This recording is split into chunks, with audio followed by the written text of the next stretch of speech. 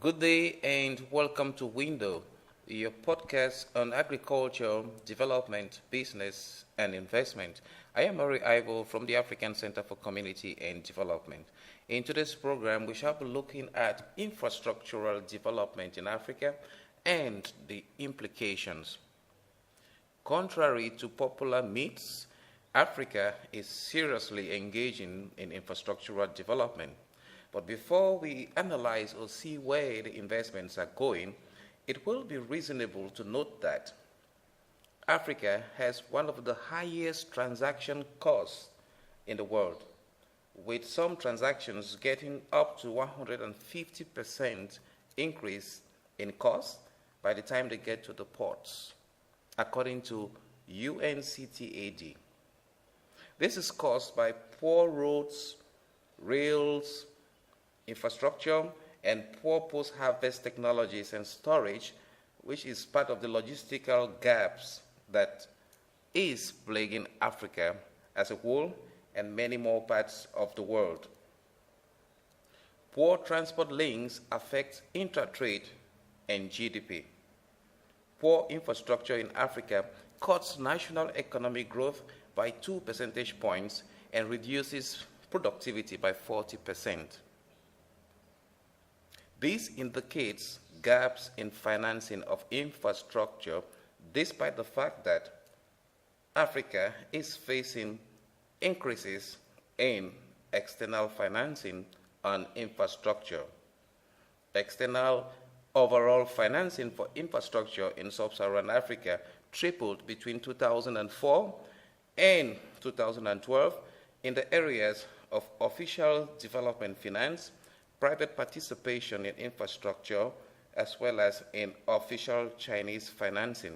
These are the three major areas of external financing, which account up to 97% of external investments into Africa. So what are the benefits of an increase in infrastructural development in Africa? Firstly, there is wealth creation for rural producers and farmers who can sell the products to city centers before they get bad. Remember, we said Africa is also affected by poor technologies in the preservation of food. Therefore, if transaction cost is reduced and the road networks are increased, it will help rural economies to flourish in a continent where many of these rural economies are cut off from internet services as well as electricity. Also, this will create an enabling environment for industries and tertiary services and their development, which is vital in containing the over 1.2 billion Africans now living in the continent. This is also an opportunity or a window for impact investors and venture capitalists to come in to try to close the gaps in the infrastructural landscape in Africa. They can come in the construction of roads, like Chinese investors just got themselves a contract to construct one of the biggest roads in Senegal since independence. Ghana is also shaping infrastructural development with public and private partnerships. So too, major changes are happening across the CEMAC region, as well as in countries like Ivory Coast.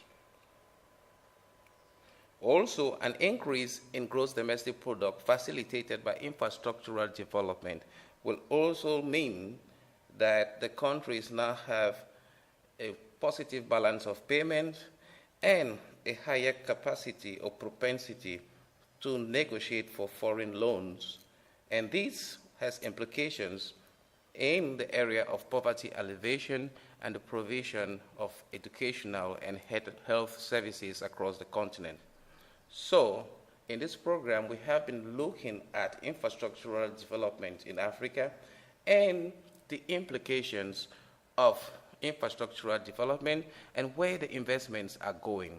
We have said that contrary to popular myths, Africa is seriously engaging in infrastructural development, despite the fact that infrastructural gaps actually lead to 2 percentage points drop in GDP, and it affects productivity by 40%.